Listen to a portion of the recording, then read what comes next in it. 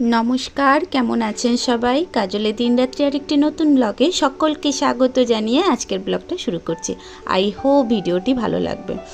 সকালবেলায় ঘুম থেকে উঠে ভাবলাম যে সমস্ত কাজকর্ম সেরে নিয়ে চাটা খেয়ে নেব। তো চাটা খেয়ে নিচ্ছে, চাটা খেয়ে তারপরে ঘরের কাজে হাত লাগাবো। তো সেই মতো হাজব্যান্ডকেও চা দিয়ে নিলাম আর আমি নিজেও একটু চা খেয়ে নিলাম। হাজব্যান্ডকে দিয়েছি লিকার চা আর আমি লিকার চা খেলাম। আদা দিয়ে লিকার চা খেতে আমার না বেশ লাগে। তো এদিকে বিছানাটা গুছিয়ে নিচ্ছি, মেয়েরা পড়তে বসবে, তো সেই জন্য বিছানাটা গুছিয়ে আগে ওদের পড়ার ব্যবস্থা করে দেব। ওদিকে কয়েকটা জামা কাপড়ও ছিল, সেগুলোকে বাইরে মেলে দিয়েছি, কারণ এই রোদ এই বৃষ্টি এই বর্ষাকালে না খুব সমস্যা। আমরা যখন খুব প্রচণ্ড রোদ্দুর হতো, দীর্ঘদিন গরমের দিন, আমাদের মনে হতো যে যদি একটু বৃষ্টি হয় ভালো হয়।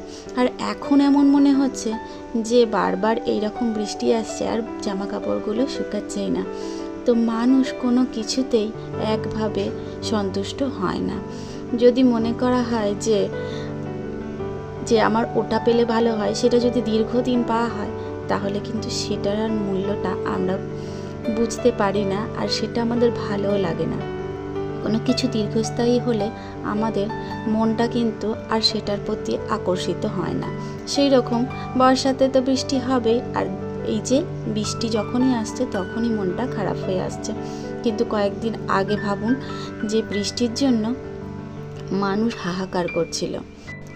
আজ কয়েকটি কমেন্টের রিপ্লাই দিয়ে নেব। কমেন্টের রিপ্লাইয়ে প্রথম কমেন্টটি হলো রিয়া শক্তি ব্লগ। উনি কমেন্ট করেছেন যে দিদিভাই তোমার কাজগুলো বেশ ভালো লাগে আর তোমার ভিডিও দেখি।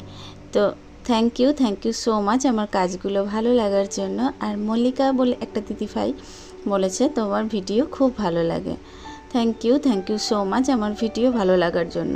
আর সত্যি কথা বলতে কি, আপনারা যে সুন্দর সুন্দর কমেন্টগুলো করেন, এই কমেন্টগুলো যখন পড়ি না, নিজেকে মনে হয় যে আমার ফ্যামিলির পাশেও আর একটা আমার ফ্যামিলি আছে, আর তার মধ্যে অনেক মানুষজন আছে যারা আমাকে না ভীষণ ভালোবাসে। তো সত্যি আস্তে আস্তে এই ছোট্ট পরিবারটা যে আপনারা এই এক পা দু পা করে এগিয়ে নিয়ে যাচ্ছেন, এটাতে আপনাদের অসংখ্য ধন্যবাদ। এই বর্ষার জন্য কয়েকদিন যাবৎ ভীষণভাবে চুল পড়ছে, সেই জন্য আমি ভাবলাম একটা তেল বানানো যাক। ভেষজ কিছু উপাদান দিয়ে বানিয়ে নিচ্ছি তেল। এতে দিয়েছি জবা পাতা, জবা ফুল, অ্যালোভেরা, মেথি, কালো জিরে, আর দিয়ে নিয়েছি একটু নারকেল তেল দিয়ে বেশ করে ফুটিয়েছি, আর দিয়েছি কারি পাতা দিয়ে একটা তেল বানিয়েছি। আর তেলটাকে ঠান্ডা করে রেখেছি, এই জারের মধ্যে রেখেছি। গাছগুলোতে কয়েকদিন যাবত দেখছি যে পাতাগুলো হলুদ হয়ে যাচ্ছে, সেই জন্য পাতাগুলো একটু ছিঁড়ে নিলাম, কারণ পাতাগুলো পরিষ্কার রাখলে গাছগুলোও দেখতে ভালো লাগে। আর এই যে দেখুন আমার এখানে রয়েছে এই যে ঠান্ডা করে এই স্টোর করে রেখেছি কাঁচের জারের মধ্যে। তো কাঁচের জারের মধ্যে রাখলে তেলটা অনেক দিন যাবত ভালো থাকে, আর সেই জন্য আমি এখানে স্টোর করে রেখেছি। তবে হ্যাঁ, আমি তেলটা মেখে দেখি, যদি তেলটা কাজ দেয় তাহলে আপনাদেরও বলবো যে আপনারাও এইভাবে ইউজ করুন, তাতে ভালো উপকার পাবেন।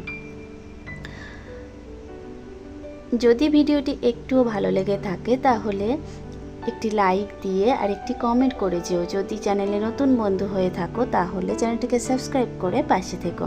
তোমাদের একটি কমেন্ট আমাকে আরও একটু ভিডিও বানাতে উৎসাহ দেবে। ওদিকে মেয়েদের খেতে দিয়েছি, আর খেতে দিয়ে সকালের কিছু জামা কাপড় ছিল সেগুলো একটু ধুয়ে নিলাম, আর ধুয়ে কেচে নিয়ে আর এগুলোকে মেলে দিচ্ছি। কারণ এই যে জানি না কখন বৃষ্টি নামবে, তাও দিলাম মনে সাহস নিয়ে, কারণ সাহস নিয়ে এগিয়ে গেলে তো সব কাজেই দেখি যে এগিয়ে যাওয়া যায়। সেই জন্য সাহস নিয়ে এগিয়ে গেলাম, জানি না কি হবে, তো যাই হোক না কেন। এদিকে মেয়ের স্কুলের জুতোগুলো এগুলোও ধুয়ে নিচ্ছি, কারণ স্কুলের জুতোগুলো কয়েকদিন যাবৎ একটু কাদা হয়ে গিয়েছিল, সেই জন্য ভাবলাম জুতোগুলোও ধুয়ে শুকনো করে নিই। তো দিলাম। এদিকে আমার স্নান দান কমপ্লিট করে আর দিয়ে নিয়েছি পুজোটা। আজকে না অনেকটা লেট হয়ে গিয়েছে, তাই রান্নাবান্না কিছুই শেয়ার করলাম না। রান্নাবান্না শেয়ার না করে কি খাওয়া রান্না হয়েছে তো সেটাই শেয়ার করি। আজকে রান্না করেছি কুমড়ো সিদ্ধ আর টক ডাল, বড়া ভাজা আর উচ্ছে আলুর তরকারি। ভিডিওটি এই পর্যন্ত। ভালো লাগলে চ্যানেলটি